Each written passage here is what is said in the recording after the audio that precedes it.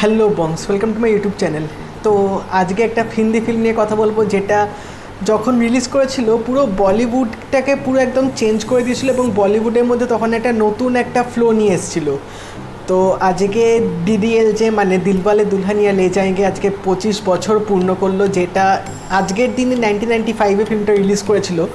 তো তখনকার টাইমে কিন্তু যে শাহরুখ খানের যে একটা ফেস চলছিল, খুব ভালো কিন্তু ফেস চলছিল এবং শাহরুখ খান কিন্তু অনেক ডিফারেন্ট রোলস করছিল, যেরকম বাজিগার করেছিল, আঞ্জাম করেছিল এবং কভি হা কভি না, এরকম তিনি অনেক কিন্তু ভেরিয়েশনস তিনি চেষ্টা করছিলেন। কিন্তু তারপর এই ফিল্মটা শাহরুখ খান করার পর রেস্ট তো অল ইজ হিস্ট্রি, তোমরা সবাই জানো তারপর কি হয়েছে। এই ফিল্মটা কিন্তু আদিত্য চোপড়া ফার্স্ট ফিল্ম ছিল। তো সিনেমার গল্পটা তো তোমরা সবাই জানো, মানে আমাদের জেনারেশন থেকে শুরু করে আমাদের পরের জেনারেশন এবং আমাদের আগের জেনারেশনের সবাই এই সিনেমাটা দেখেছে এবং খুব কম হয়তো দেখা যাবে যে যাদের এই সিনেমাটা হয়তো পছন্দ না। ইভেন এসআরকে হেটার্সদেরও এই সিনেমাটা খুব একটা পছন্দের এবং কাছের। তো এই সিনেমাটা আমি দেখেছিলাম, আমার ঠিক বছরটা মনে নেই, তখন আমি অনেক ছোটো ছিলাম, বাট এটা কিন্তু আমার ফার্স্ট মুভি ছিল যেটা আমি দেখে অবভিয়াসলি এসআরকে ফ্যান হয়ে গেছিলাম। তো আমি যখন সিনেমাটা দেখেছিলাম তখন ডিভিডি পাওয়া যেত, যে ডিভিডিগুলোর মধ্যে অনেক মুভিজ কালেকশন থাকতো। তো আমি একটা সেরকম ডিভিডি এনে এই ফিল্মটা দেখেছিলাম। আর সিরিয়াসলি ফিল্মটা দেখার পর আমি পুরো মানে এসআরকের চরম ভক্ত হয়ে গেছিলাম সেই সময় এবং এখনও আছি। তো এই সিনেমাটা কিন্তু আমাদের অনেক অনেক কিছু শিখিয়েছে। মানে তখনকার টাইমে এই রাজ আর সিমরান যে একটা ক্রেজ এনে দিয়েছিল, সেই ক্রেজ কিন্তু এখনও সবার মধ্যে আছে। মানে সবাই কিন্তু এখনও বলে যে মানে লাভ স্টোরি হলে ডিডিএলজের মতো হওয়া উচিত, বা এরকম মেয়েরাও বলে যে আমার একটা রাজের মতো বয়ফ্রেন্ড চাই, বা কোনো ছেলেরা বলে যে আমরা এরকম সিমরানের মতন একটা এরকম গার্লফ্রেন্ড চাই। তো মানে রাজ আর সিমরান কিন্তু একটা ট্রেডমার্ক টাইপের হয়ে গেছে, বা যে বয়ফ্রেন্ড বা গার্লফ্রেন্ড হলে এরকম হতে হবে। মানে এই লেভেলে শাহরুখ খান আর কাজল একটা স্ট্যান্ডার্ড সেট করে দিয়েছিল ভালোবাসার। তো এই সিনেমাটা কিন্তু ফুল অফ লাভ স্টোরি এবং সাথে মিউজিক্যালও আছে। আর এখানে সবচেয়ে একটা যে মেন ইউএসপি সেটা হচ্ছে গানগুলো। প্রত্যেকটা গান প্রত্যেকটা মুড ওয়াইজ এই ফিল্মটায় বানানো হয়েছে এবং এমন কেউ নেই যার হয়তো এই মানে ফিল্মের একটা গানও শোনেনি বা এখনও একটা গানও মনে নেই। ইভেন এখনও অবধি যখন আমি হয়তো যখন গানগুলো শুনি বা যখন গানগুলো টিভিতে দেখতে পাই, পুরো মানে গানগুলো মুখস্থ। এরকম হয়তো অনেকেই আমার মতো আছে যাদের একটু হয়তো টিভিতে দেখলে বা শুনলে তোমাদের গানটা পুরো শুনতে ইচ্ছা করবে এবং তোমাদের হয়তো টিউনটা তখন মনে পড়বে, লিরিক্সটা মনে পড়বে। তো তখনকার টাইমে বলিউডে একটা আলাদা চার্ম ছিল। মানে এক একটা গান তখন মানে রিলিজ হওয়ার পর মারাত্মক হিট হয়ে যেত, যেটা বছরের পর বছর ইভেন এখনও সেই গানগুলো চলে।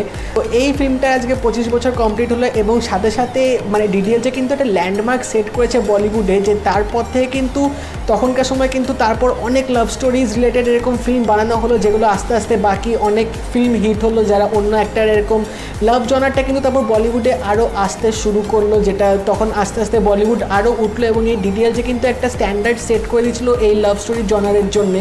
তো তখন কিন্তু অনেকেই চেষ্টা করতো ডিডিএলজের মতন বা ওরকম টাইপের একটা লাভ স্টোরি বানাতে, যাতে তাদেরও ফিল্মগুলো হিট হয়। এবং এখনও অবধি রিসেন্ট আরও যেরকম অনেক নতুন নতুন ফিল্ম আসে, সেখানেও কিন্তু ডিডিএলজেকে ট্রিবিউট দেওয়া হয়, যেরকম বরুণ ধাওয়ান এবং আলিয়া ভাটের হামটি শর্মা কি দুলহানিয়া, ওটাও কিন্তু ডিডিএলজে থেকে ইন্সপায়ার্ড হয়েই বানানো হয়েছিল। ওখানেও কিন্তু ডিডিএলজেকে ট্রিবিউট দেওয়া হয়েছিল। এবং সুশান্ত সিং রাজপুতের যে দিল বেচারা, সেখানেও কিন্তু আমরা ডিডিএলজের মোস্ট আইকনিক যে সিনটা আছে ওই ট্রেনের সিনটা, ওটাও কিন্তু ওখানে আমরা দেখতে পাবো। সুশান্ত সিং রাজপুত কিন্তু ওখানেও সেই সিনটা রিক্রিয়েট করেছিল এবং আমরা হয়তো সবাই অনেকেই জানি যে সুশান্ত সিং রাজপুত হচ্ছে এসআরকে ফ্যান। তো উনি সর্বদাই চেষ্টা করে যে উনার যে কোনো একটা মুভির মধ্যে উনি এসআরকে কোনো একটা সিন বা কোনো একটা জিনিস উনি ট্রিবিউট দেবে বা রিক্রিয়েট করবে, যেটা দিল বেচারা ফিল্মে করেছিল। এবং ওই যে ট্রেনের যে সিকোয়েন্সটা, সেই সিকোয়েন্সটা এত পপুলার হয়ে গেছিলো যে তারপর অনেকভাবে অনেক প্রকারে কিন্তু এই সিনটা রিক্রিয়েট করার চেষ্টা হয়েছে, সেটা ট্রেন সিনে হোক বা অন্য কোনো সিনে হোক, এই সিনটা কিন্তু বানানোর চেষ্টা করেছে। এবং আমরা দেখেছি যে এসআরকে আর দীপিকা পাডুকোনের যে চেন্নাই এক্সপ্রেস এসেছিলো, সেই ফিল্মটাতেও কিন্তু এই সিনটা রাখা হয়েছিল, একটা রিক্রিয়েট করা হয়েছিল, ট্রিবিউট টাইপের দেওয়া হয়েছিল। তো মানে ডিডিএল যে সিনেমাটা একটা ল্যান্ডমার্ক ক্রিয়েট করেছিল তখনকার বলিউডে এবং সেই রেকর্ড এখনও চলছে। এখনও রেকর্ড ডিডিএলজে ক্রিয়েট করেই যাচ্ছে বলতে গেলে, কারণ এখনও আমার মনে হয় মারাঠা মন্দিরে ডিডিএলজে এখনও চলছে আমার যা মনে হয়। তো রেকর্ড তো ওটা আছেই। তো আজকে 25 বছর কমপ্লিট করার পর আমি ইভেন দেখলাম যে অ্যামাজন ডিডিএলজেকে ট্রিবিউট দিয়েছে এবং তার সাথে রাজস্থান রয়্যালসও ডিডিএলজেকে ট্রিবিউট দিয়েছে। তো এরকম অনেক সোশ্যাল নেটওয়ার্কিং সাইটস এবং সোনি ম্যাক্সেও দেখলাম যে আজকে ডিডিএলজে দেখিয়েছে সেলিব্রেটিং 25 ইয়ার্স, এটা লেখা ছিল।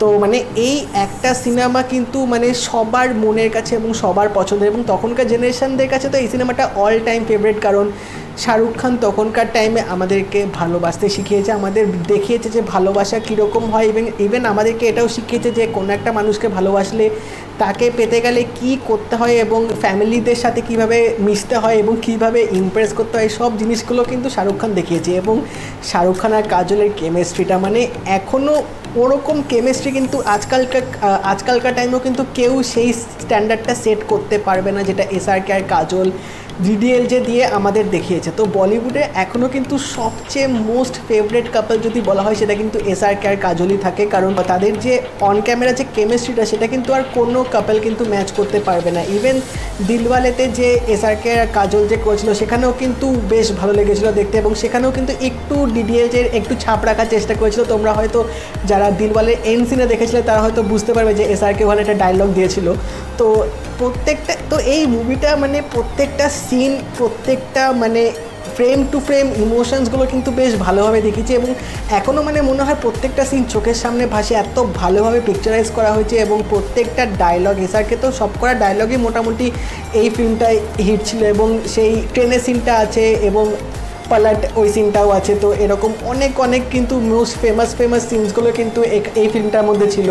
গানগুলো তো সাথে ছিল, এবং অ্যাক্টিংয়ের দিক থেকে কিন্তু অমরেশ পুরী, শাহরুখ খান, তারপর মন্দিরা বেদি, কাজল সবাই কিন্তু বেশ ভালো অভিনয় করেছিল। তো ওভারঅল ফিল্মটা কিন্তু পুরো সব দিক থেকে কিন্তু একটা পারফেক্ট বলিউড রোম্যান্টিক ফিল্ম কিন্তু বলা যেতে পারে। ইভেন এই ফিল্মটার এতটাই ক্রেজ ছিল যে হলিউডেও কিন্তু সবাই এই DDLJ ব্যাপারে কিন্তু জানে।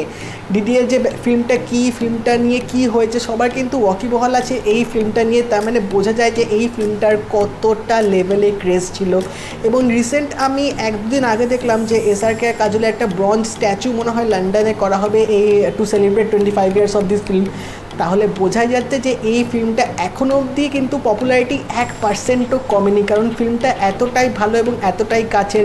এবং কিছু তো একটা ব্যাপার আছে এই ফিল্মটার মধ্যে, কারণ আজকালকার জেনারেশনে ইভেন যদি কেউ এই ফিল্মটা দেখে সে কিন্তু ইনস্ট্যান্ট তখন ফিল্মটা প্রেমে পড়ে যাবে, এবং শাহরুখ খানের প্রেমে পড়তে তো বাধ্য। তো আমাদের তো কিং খান মানে রোম্যান্সের রাজা বলতে গেলে, তো উনি তো কখনো অবধি ফেল করবেন না এরকম মানে একটা ক্যারেক্টার প্লে করতে, এরকম লাভার বয় ক্যারেক্টার প্লে করতে। এবং অনেক ফিল্মে কিন্তু শাহরুখ খান কিন্তু এই রাজ নামে ক্যারেক্টারটা কিন্তু প্লে করেছে, এবং যে ফিল্মে উনি এই নামে ক্যারেক্টারগুলো প্লে করেছে সেগুলো কিন্তু সব হিট হয়েছিল। তো এই রাজ আর সিমরান ক্যারেক্টারটা, এই নামগুলো কিন্তু এখন খুব কমন হয়ে গেছে, কিন্তু মানে সবার কিন্তু এই নামটা এখনও অবধি বেশ পছন্দ। তো আমি আজকে ইভেন টুইটারেও দেখলাম যে শাহরুখ খান আর কাজল তাদের টুইটার অ্যাকাউন্টে যে নামটা আছে সেই নামটা চেঞ্জ করে রাজ মালহোত্রা এবং কাজল সিমরান দিয়েছে, এবং তাদের প্রোফাইল পিকচারটা চেঞ্জ করেছে। তো একটা রীতিমতো নস্টালজিয়ার ব্যাপার এসে যাচ্ছে। তো আমি যখন সোশ্যাল সাইটসে দেখছিলাম তো ভাবলাম যে একটা ভিডিও করে তোমাদের সাথেও কিছু শেয়ার করি যে আমার ফিল্মটা দেখে কীরকম লেগেছিলো। মানে আমার ফিল্মটা দেখে তো খুব ভালো লেগেছিলো, এবং আমি তখনকার টাইমে ভাবতাম যে হয়তো যে ভালোবাসা হয়তো এরকমই হয়, বা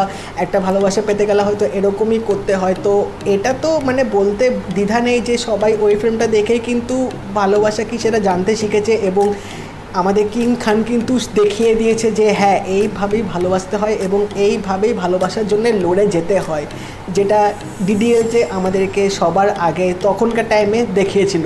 তো এই ফিল্মটা এখন অবধি মানে অল টাইম ফেভারিট আমার তো আছে, এবং এটুকু আমিও বলতে পারি যে তোমাদের সবার হয়তো এখনও এই ফিল্মটা টিভিতে দিলে বা তোমরা যদি একটু দেখতে বসো তোমাদের সেই মুখে একটা হাসি ফুটে উঠবে এবং নস্টালজিয়া তোমাদের পুরো ছেয়ে যাবে, যে তোমরাও মনে করবে যে ছোটোবেলায় তোমরা দেখতে বা এই ফিল্মটা দেখে তোমাদের ক্রাশ হয়েছিল শাহরুখ খানের প্রতি, বা তোমরা যখন তোমাদের প্রথম ক্রাশকে দেখেছিলে এরকম DDLJ টাইপের একটা হয়তো ফিল এসেছিলো, সেটা তো হতেই পারে।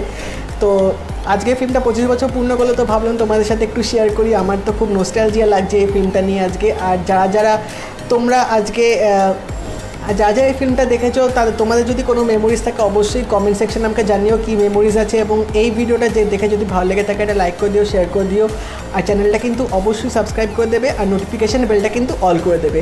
তাই দেখা হবে পরের ভিডিওতে, বাই।